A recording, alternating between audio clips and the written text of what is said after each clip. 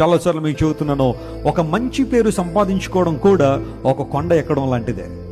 అయితే ఒక చెడ్డ పేరు సంపాదించుకోవడం కొండ దిగలో ఉండదు, చాలా ఈజీగా. జాగ్రత్తగా వినండి, క్రైస్తవ జీవితంలో ఉన్నతమైన మెట్టులు ఎక్కడం చాలా కష్టం, కానీ ఒక సాక్ష్యాన్ని కోల్పోవడం చాలా ఈజీయే. ఒక చెడ్డ పేరు సంపాదించడం చాలా ఈజీయే.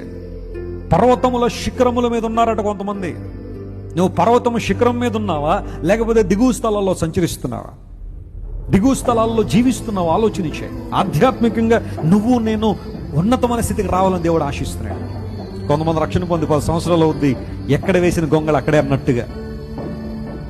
కొంతమంది రక్షణ పొంది 20 సంవత్సరాలు అవుద్ది, ఇంకా ప్రార్థన చేయడం రాదు. అమ్మ ప్రార్థన చేయండి అంటే, నేను మనసులో చేసుకుంటాను, నా మనసు దేవుని కనెక్ట్ అయిపోతుంది కాబట్టి నా మనసులో చేసుకున్న ప్రార్థన వింటాడు. కాదంటలా, నువ్వు మనసులో ప్రార్థన చేసిన దేవుడు వింటాడు, కానీ కొన్ని సందర్భాల్లో నీ ప్రార్థన అనేక మందికి స్ఫూర్తిగా ఉందా? నువ్వు ప్రార్థన చేస్తే 10 మందికి ప్రార్థన చేయాలని అనిపిస్తుందా? పరిశీలన చేయి. దేవుని వాక్యపు లోతుల్లోనికి వెళ్తున్నావా?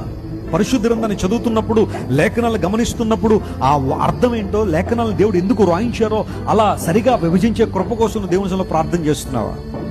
నీ సాక్షి జీవితం కావచ్చు, పరిశుద్ధంగా బ్రతకడం కావచ్చు, దేవుని రాజ్య విస్తరణలో వాడబడ్డ కావచ్చు. ఒక్కొక్క రోజు ఎక్కేవాడుగా ఉండాలి, కానీ దిగిపోయేవాడుగా ఉండడానికి వీలు లేదు. బైబిల్ సెలవిస్తా ఉంది, కొంతమంది వ్యక్తులు పర్వత శిఖరాల మీద ఉండి వారి కేకలు వేస్తున్నారట.